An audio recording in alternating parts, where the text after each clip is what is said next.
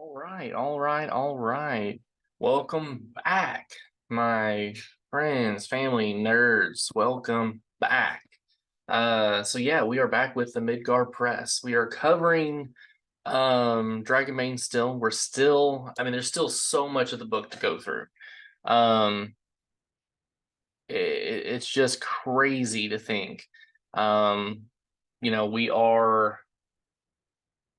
we're seven episodes in and several hours worth of recording where I've been talking to you all, and we're roughly 30 pages into this book. What? I mean, what? Don't get me wrong. When talking about like the kin, talking about professions, talking about the stats, the stats took it was a two-parter. But as we did it, we were building our character. We were building, what we will eventually play at some point in solo mode. That goes without question. We are going to do that. So let's go ahead and continue on, though. Let's talk about the skills within Dragonbane. Now, we've briefly covered them when we were rolling, and I say briefly, we just talked about them, just very minor. When we talked about them, it was more or less just getting our skill level for each skill. So let's get on with the show. Roll the dice. All right. So there are 30 core skills in total in the game right now. And that's not counting secondary skills like secondary skills like schools of magic. This is where, and that will all be described later in this chapter. We'll cover magic in a whole nother episode because there's a lot that goes with it. How do you calculate it? What you want to pick. There's a whole lot that goes into it. With this, we're going to be talking about dragons and demons. And I mentioned it previously in one of the episodes where when you roll a 1, that is like the best thing ever. When you roll a 20, it's not good. Because this is a roll under system. Roll under system. Again, it's a roll under system. You're not rolling over a number that you need to meet or do better. You are rolling under the number. So you're meeting it or rolling under. So rolling a dragon, dragons are good in this setting. So a 1, that's your crit success. Plain and simple. If it's it says right here that rolling a 1 on a d20 means that you are particularly successful. It's not particularly successful, it's critical successful. This is called rolling a dragon. In combat, a dragon has specific effects, increasing the damage of an attack, for example. And there's actually 3 different things you could do when you crit in combat. And we'll get to that. Don't worry, we'll get to it. Outside of combat, the GM decides the effect. Some suggestions. You impress everyone around you. You achieve more than intended. The action is performed faster than usual. Simple, easy, I like it. Failure. Rolling above your skill level means that your action fails. Because again, this is a roll under system. That's right. So for some reason, you do not achieve your goal. Feel free to describe what happens together with the GM. The GM can also let failures have additional consequences to advance the story in an exciting way. Because that's what GMs do, right? That's what we excel at. We role play. That's what we do. It says no standstills. Failure must not stop the story completely. Even when you fail, there must be a way forward, perhaps at the cost of time, risk, or gold, but there is still a way. The GM has final say on the consequences of a failure in that particular situation. And I'm not going to give you 100 situations or anything like that. You know, if your player, and I keep going back to the same one because it's the easiest one. If your player is trying to jump from one rock to the other, okay, and they have to roll in acrobatics, but they fail, does it stop them from doing that set event? No, they still do it. They just fall and hit their face. That's it. Who doesn't want, that could be how your character has that gnarly scar on their face. That could play into why they I don't know. That's just an example. So rolling a demon. Rolling a 20 on a d20 is called rolling a demon, which means that the roll fails regardless of your skill level and other circumstances. Now, your skill level can only go as high as 18. It can never go any higher. That's just how it is. So regardless of your skill level, that doesn't really need to be said because you can roll a 20 and fail no matter what. 18 is the highest. You're less likely to fail if you have an 18, but you can still fail. There's still a percentile that it can happen. Rolling a demon also means that your roll cannot be pushed. Now, this is an optional roll, but I fully agree with it. If you critically fail what you're trying to do, you should not be able to push that roll. And we'll get into that here in a minute. Demon rolls can have additional effects in combat. There is a melee fail table, a ranged fail table, and a spell casting fail table. Like, Free League has put this all together for you. All you have to do is look at the table, roll on it, give it to the player. That's it. I'm telling you, if there's any brand new GMs out there, if you happen to know anybody that wants to be a GM and they want to run a game that's fun, fascinating, and just I'm gonna say it again, a lot of fun, show them Dragonbane. Show them my videos. Let them go through and see for themselves.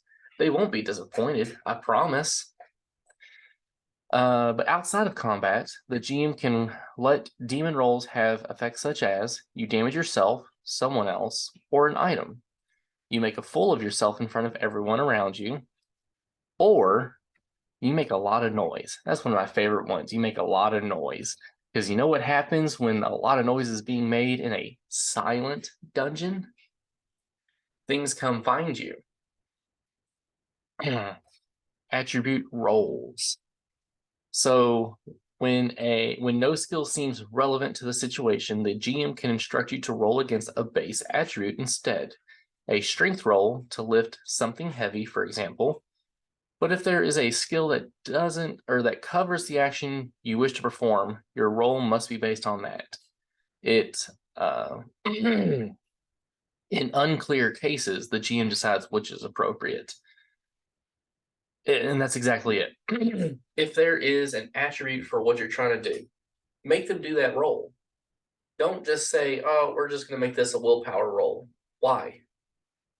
He's trying to lift a rock. Why is he doing a willpower roll? No. Now I could see a potential of acrobatics, but even then, it's a strength-based technique. So just make them roll a strength check. That's it. They roll against their strength. Again, they have to meet or, roll below. No problem. Only one chance. So as a rule, you only have one chance to succeed something with an action. Once you have rolled the dice, you may not roll again until you achieve the same goal. Like, you can't just keep rolling and rolling and rolling until you succeed. That's not fair. That's just not fair. So what it's telling you, what it's instructing you, is that you have to wait till something different has happened. Wait till the circumstances have changed in a substantial way, or let another player try. another player character try.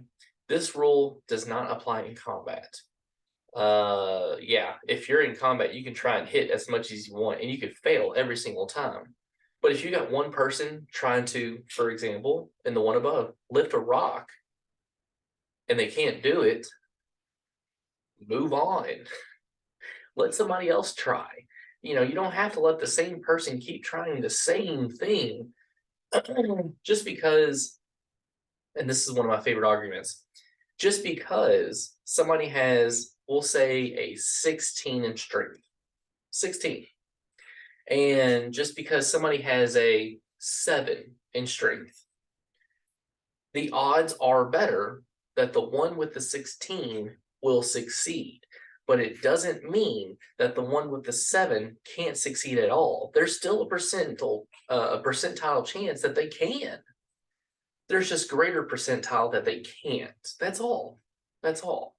So let everybody try, or, you know, have somebody use the help action. That's something you can do too. We just haven't got there yet. Boons and banes. Hey, what's this say right here? Help from others. I think I was just talking about that. So normally the GM does not assess how difficult an option is.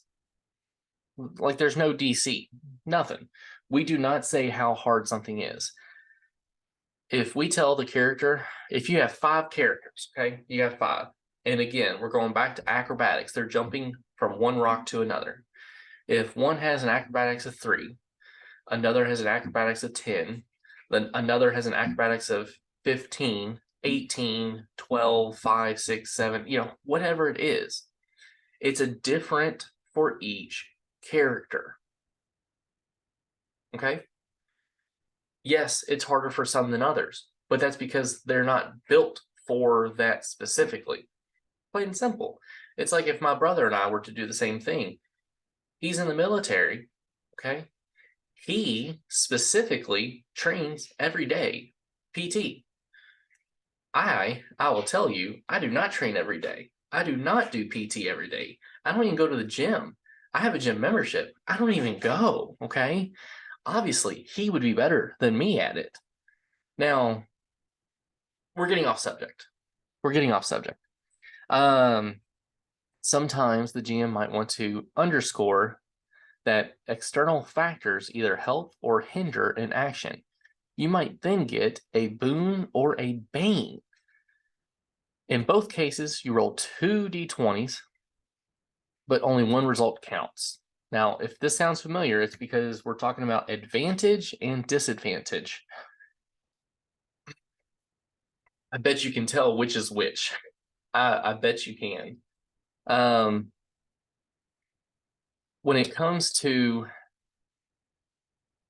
boons and banes, again, you're taking 2 d20s. A boon is when you roll at advantage. Bane is when you roll at disadvantage. Boons and banes. Multiple boons, multiple banes. So if you get multiple boons and banes to your roll an additional d20 for each boon or bane and count only the lowest/highest result, depending on if you're going for a boon or a bane. Again, advantage or disadvantage. However, please note that unless a very high skill level, rolls with multiple banes have a very low chance of success. It really doesn't matter if you try to roll with, you know, multiple. I don't typically allow for multiple boons or banes. It's either you get one boon or one bane. That's it. That's typically what I do. Sometimes you get both boons and banes to your roll. Each boon negates one bane and vice versa. If you have one boon, one bane, you make a normal roll. If you have 2 boons and 1 bane, it counts as a boon. And that's basically what it's saying for multiple boons and multiple banes. So up here, help from others. One other player character or NPC can help you succeed at a die roll. This must be declared before you roll any dice, because the person that's rolling with a boon, or yeah, they would roll at a boon, they have to know beforehand, so that way they're rolling 2d20s. The individual helping you must be physically present and have the capacity to support your action. The GM has the final say. And what they're trying to say is, whenever someone helps you with a roll, you get a boon, see above. In combat, helping actions counts as an action. By helping someone else, you lose your own action in that round. NPCs can then help each other, just as player characters can. Only one character can help a roll. So Bob can't help every single person by doing what they need to. They can only help one person. That's it. Pushing your roll. Now, this is a fun instrument implemented into the game. I have a lot of fun with this because it really pushes the players, no pun intended. It really pushes the players to make these rolls because they don't know if it, even if you push your roll, it still may not help. You could still fail. And let's explain why. If you fail a skill or attribute roll, you can choose to push the roll, which means you make another attempt.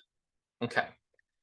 So back to somebody jumping from rock to rock. They're doing acrobatics. They roll, they fail. If they say, hey, I would like to push my roll, it allows them to do it again. But in doing so, they will take a condition. And that's what we're going to get to here in a second. It says the new result applies, whatever it is. If you have boons or banes, you must re-roll the dice. You can never push a demon, which is a natural 20. Again, you just can't. Whenever you push a roll, immediately after re-roll, you suffer a condition. This means that you get a bane on all the rolls for skills based on that certain attribute and rolls against that attribute in question. Each attribute is linked to a certain condition. Thus, there are 6 different conditions. Now, let me pull up Honey Tongue. I think that's our character's name. Hang on one second. All right, so we've got exhausted equals strength, sickly equals constitution, dazed equals agility, angry equals intelligence, scared equals willpower, and disheartened equals charisma. So we're talking about agility. So if I go over here to the character sheet, I have a 10 on my acrobatics. Now this AGL that's linked right next to it, the parentheses, that means that acrobatics is specifically an agility skill. And we talked about this when we were doing our stats, but I'm just refreshing you all, okay? If I fail this roll, I roll an 11. I can push my roll. I now become dazed. I check this box, okay? I am now dazed. And now that I'm dazed, if I want to continue doing acrobatics, or if I want to evade something, if I want to do fishing or hunting and fishing, if I want to do riding, if I want to do sleight of hand, if I want to do sneaking, I want to do swimming, if I want to do bows, if I want to use crossbows, if I want to use knives, if I want to use slings, if I want to use staffs, if I want to use any of those after I've suffered the condition and I'm now dazed, anything that I roll that is agility based will now be at a bane because I took the condition. Again, you may not succeed when you push your condition. There's just the opportunity that you could pass. And I've seen it many, many times at my tables or online where somebody pushes their roll and they still fail the action. Even though they still fail it, they have to take the condition because they rolled again. And you always have to take the the second option when you roll at a when you push your roll. You decide which condition you get from pushing a roll with 2 important restrictions. Oh, You cannot choose a condition you already have.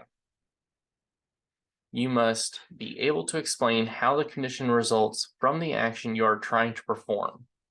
The GM has the right to reject clearly unreasonable explanations. Now, what does that mean? What does that mean? So we'll get to it later, but there is a situation that happens sometimes where we roll as the GMs on the fear table. I sometimes like to have my players roll on the fear table and then I just tell them what it is. Let them pick their demise. But let's say Honeytongue is already dazed. But on the fear table, it rolls that they take the condition dazed.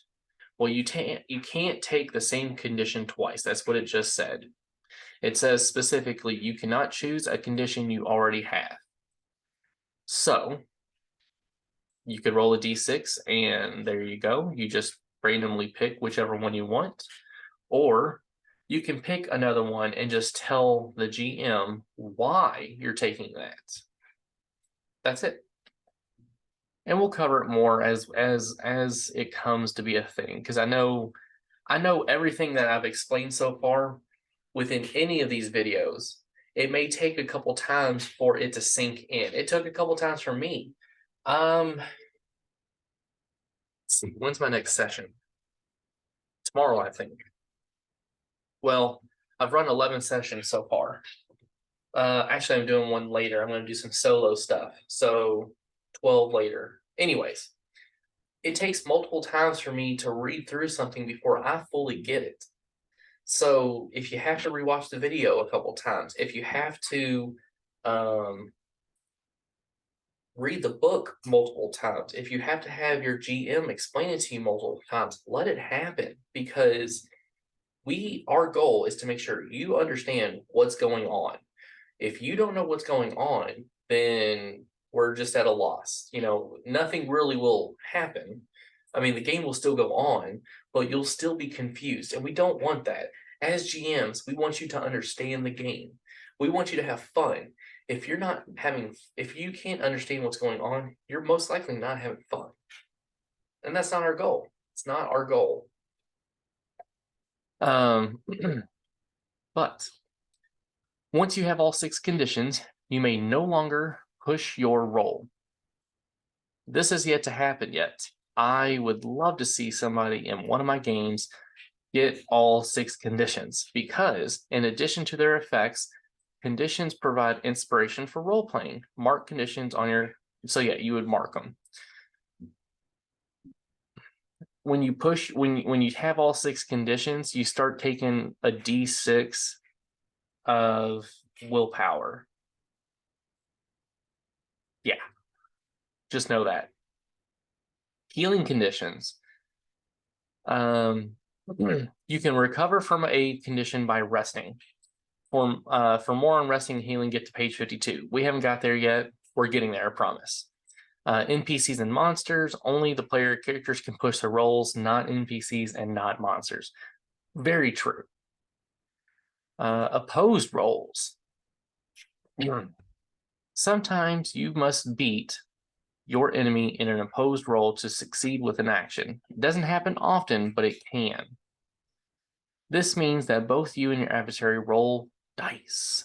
Opposed rolls are used sparingly, that's what it says, in the game, and only when someone is actively opposing you. In combat, it only counts as an action for the active party.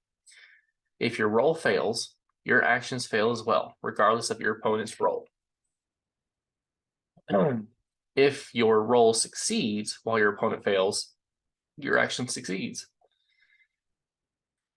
If both of you succeed with your rolls, your action succeeds if the result of your roll is lower than or equal to your opponent's roll, which again, it's just like a skill check. You would be rolling at the number or below.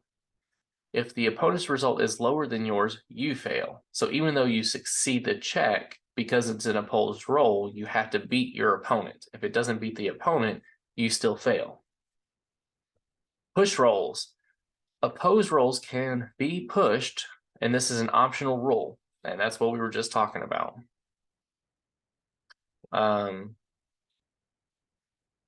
I don't like to push rolls that are done for opposed rolls, but you know, if somebody can make a convincing argument why it's better, I'll take it. We'll see. Who knows? Open opposed rolls. The GM can also use opposed rolls in situations where there is no active party, rolling strength against strength to decide outcome of an arm wrestling match. This is a match, or this is called an open opposed roll. Open opposed rolls are re-rolled if both parties fail, or if both succeed and get the same result. Both parties can push their rolls. So again, I'm not so sure about the whole pushing of the roll. I understand it's in here. Yeah, I don't know. But this is what we've been waiting for, the core skills. This is the stuff that we've been waiting for. We've been talking about skills, and I'm sure you guys have asked in your head or out loud, what is that and what does it mean? Well, let's get into it, baby. Let's get into it. The core skills.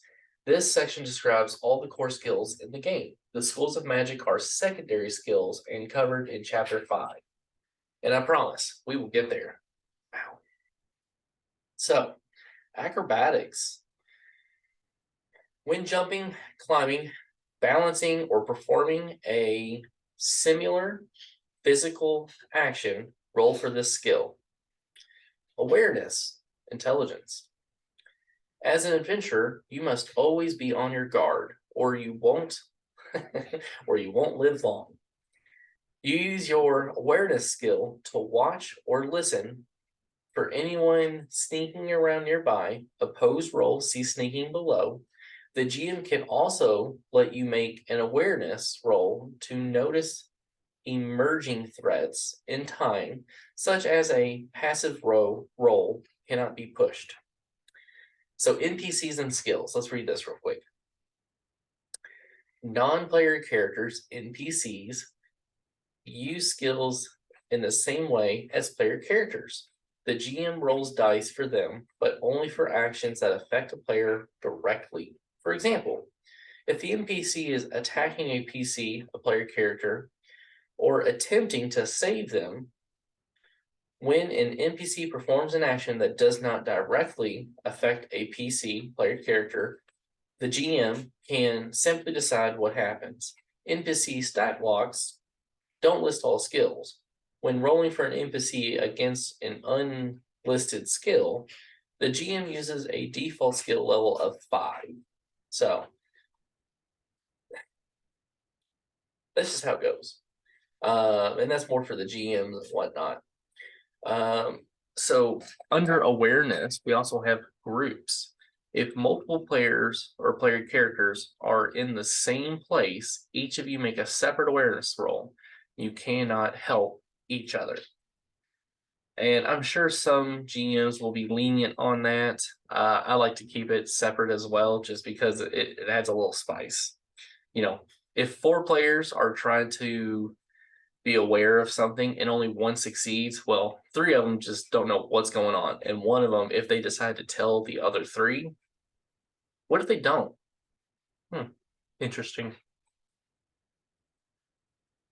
Bartering. Oh, also, awareness is kind of like your perception from other, TTRPGs. It's kind of your how well will you notice something. Bartering. When haggling over the price of something you are buying or selling, roll for bartering. If you succeed, the price goes down by 20%.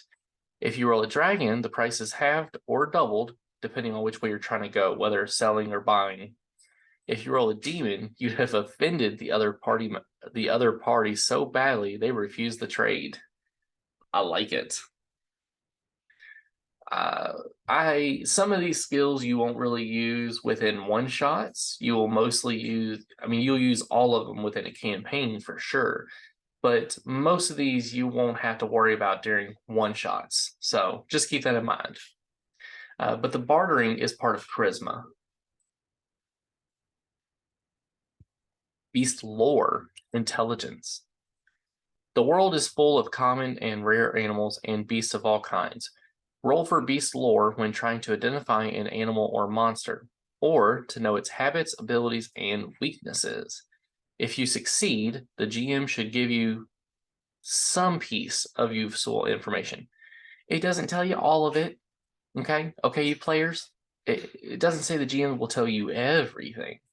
Just a small piece, that's it. So we've got bluffing, which is a charisma. To quickly come up with a convincing lie. It can be an invaluable skill as an adventurer. If the GM finds your bluff unconvincing, you get a Bane on the roll. If your bluff is completely unbelievable, it fails automatically, no matter how well you deliver it. Bushcraft, intelligence. The vast wilderness is a dangerous place where wild beasts roam. The ignorant can lose their lives by choosing the wrong path through the woods or making camp in the wrong spot. Who wants to make their nest in a? This is actually perfect. This is actually perfect. Jurassic Park #2, The Lost World, where they were setting up camp. One of them was like, "Oh, we could set camp up in a T-Rex nest." Yeah, that would be you fail your bushcraft and set up in a very deadly spot. Don't set your camp up in a T-Rex nest. Just don't do that. Roll your bushcraft to lead the way through the wilderness, make camp, cook food, or stay warm in cold weather. Read more in Chapter 8. We will read more in Chapter 8, I promise. Crafting, strength related. As an adventurer, you must often repair your gear if it breaks. Typically, it takes one shift to repair a damaged item, and you need access to appropriate tools, page 78. So that's talking about the gear. And we'll get there, I promise. Evade, agility. Roll for this skill when trying to dodge an attack or flee from combat. Read more in Chapter 4. Evade is very useful, especially if you're up front. If you're towards the back of the party, it's not that important because you're towards the back, you typically won't get hit. I mean, there's still that possibility, but typically. Healing, intelligence. As an adventurer, there is a significant risk that you and your friends will be injured sooner or later. It's gonna happen. Oh, that is when healing is useful. With this skill, you can get fallen companions back on their feet and even save their lives. Read more on page 50. I would like to talk more about healing. I really would. There's not a lot of healing within this game, which just adds to the level of fun for the GM. Hunting and fishing, agility. Out in the wild, you will often need to find your own food by hunting and fishing. This is further described on page 103. Now, I've actually had people ask me, why is bushcraft and hunting and fishing separate? When we get to the two different spots within the book, Chapter 8 for bushcraft, 103 for hunting and fishing, trust me, it will make more sense. Just hang tight. Languages, intelligence. All player characters can speak the common tongue and read simple text. And non-human kin also know their own language. To understand foreign or ancient languages, roll for this skill. So, because it doesn't say, oh, you know this language, oh, you know that language. Everybody knows common, plain and simple. Everybody knows common. Now, there are parts in the game where they talk about the time before, you know, the draconic times and the demonic times. Now, those languages are lost to time itself. They're archaic dialects that nobody understands unless you roll the languages, in which case you might pick up 1, 2, or 3 words within that sentence, but that's it. Myths and legends, intelligence as well. When trying to remember stories of old times or distant lands, or trying to understand links to the past, roll for this skill. There are multiple times where you have to roll for myths and legends. It's a very powerful roll, I think. The GM just needs to read beforehand the adventure, the module, whatever, so that way they can make sure to process what needs to be said to the PC, the player character, prior. Otherwise, it may take a couple moments to realize what needs to be said. So, performance, charisma based.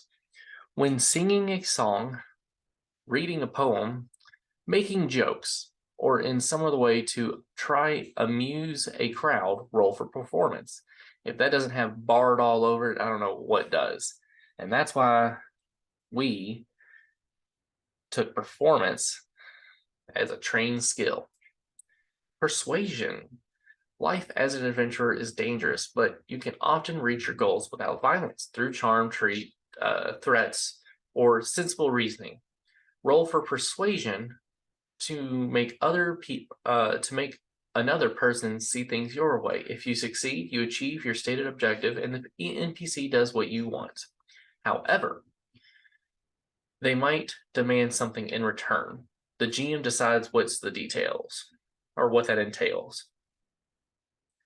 If what you are asking for requires the NPC to sacrifice or risk something important, the roll is more difficult. It becomes an opposed roll between persuasion and the other person's will. But even in the case, your request must be reasonable. No NPC will agree to just anything or act entirely against their own interests, no matter how successful the roll. The GM has the final say. You cannot persuade monsters unless it's explicitly allowed. Monsters don't really, listen to people. So, yeah. Riding. This is an agility based. To get up on a horse and ride slowly doesn't require a skill roll. Four, but I think that's a typo. But for more advanced maneuvers, you need to roll for riding. Special rules apply in combat, page 55. If you want to hang on the side of the horse, slicing at something with a long sword, or you're trying to, range attack from a horse as it's galloping, that stuff is kind of difficult, just saying. Seamanship, intelligence. Anyone can row a boat or paddle a canoe slowly, but in more challenging situations, you need to roll for seamanship to steer a vessel over water. This skill can also be used for navigation. So, it's not necessarily being in control of the boat or the canoe or the vessel, but it's knowing specifically where to go. Sleight of hand, agility based. I'm sure some of you out there know what sleight of hand does. When you are trying to steal something unnoticed, pick a lock, or perform any other action that requires the fine motor skills, you roll sleight of hand. You thieves and rogues out there, you assassins. Sneaking. Wasn't I just talking about rogues, thieves, and assassins? Sneaking. Agility based. It is often wise to avoid combat and hide or sneak past an enemy instead. If you win, you remain undetected. It is usually a straight roll, but if somebody is actively looking for you, you make an opposed roll with your sneaking and their awareness, the enemy's awareness. Note that you can only make a sneaking roll when you can actually see or hear the enemy you wish to avoid. You never use sneaking just in case there's an enemy around or nearby. No, it doesn't work like that, y'all. And you know it. You're just grasping onto straws. Group sneaking. If multiple player characters are sneaking around together, each person can make a separate roll. If one of you fails, the whole group is detected. Do not, thieves, do not sneak next to somebody in plate or chainmail or any armor other than leather. I think studded leather armor. I can't remember studded leather, because they roll. Check it out down here. If you go down to your character sheet, Bane on sneaking, evade, and acrobatics. If somebody in your party has a Bane on sneaking because of their armor, don't sneak around them. Plain and simple. Or don't sneak with them. Tell them to go right and you go left. Spot hidden. It's intelligent based. The art of finding what's hidden can make you rich beyond measure or save your life.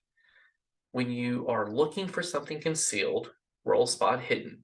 If your description of where you are searching is very precise, the GM can give you a boon or even let you succeed without a roll. Each spot hidden roll takes roughly a stretch. A stretch is 15 minutes. You got to thoroughly look. You only get one attempt to look for the same thing in exactly the same place. Multiple player characters can look simultaneously. So this would be your investigation if you're used to other TTRPGs. Swimming, agility based. All player characters can keep afloat for a short time, but for more challenging situations, a roll for swimming is required. More information about swimming and drowning on page 53. Weapon skills. This is both strength and agility, if you remember on the character sheet. There are several skills for wielding different types of weapons. You can read more about weapons in combat in the next chapter, which we will. Axes. Strength. All skills used in combat with axes of all kinds, including when thrown. Bows are agility. A skill for attacks with all types of bows, except crossbows, because crossbows is its own thing. Brawling. Strength-based. Used for unarmed combat with fists, feet, teeth, and claws. Yes, teeth. Crossbows. Agility. This skill is used for attacks with crossbows of all kinds. Hammers. Strength-based. Used for combat with warhammers and other blunt weapons such as clubs and maces. Knives. Agility. These skills is used for combat with knives and daggers, including when thrown. Slings. Agility-based. Roll for this skill when attacking with a sling. Spears. Strength. A skill used for combat with spears and tridents, including when thrown. It also covers lances. Staffs, agility-based. You use this skill when fighting with a staff. Swords, strength. Used for combat with all types of swords. Pretty simple. So what did y'all think? Look, and this is where we're going to call this episode. But I want you all to tell me in the comments, which of these skills do you recognize from other TTRPGs that are just worded different? What do you think? I already told you what I thought with spot hidden and awareness. Which ones do you see that are from other TTRPGs that are just worded differently? Tell me in the comments.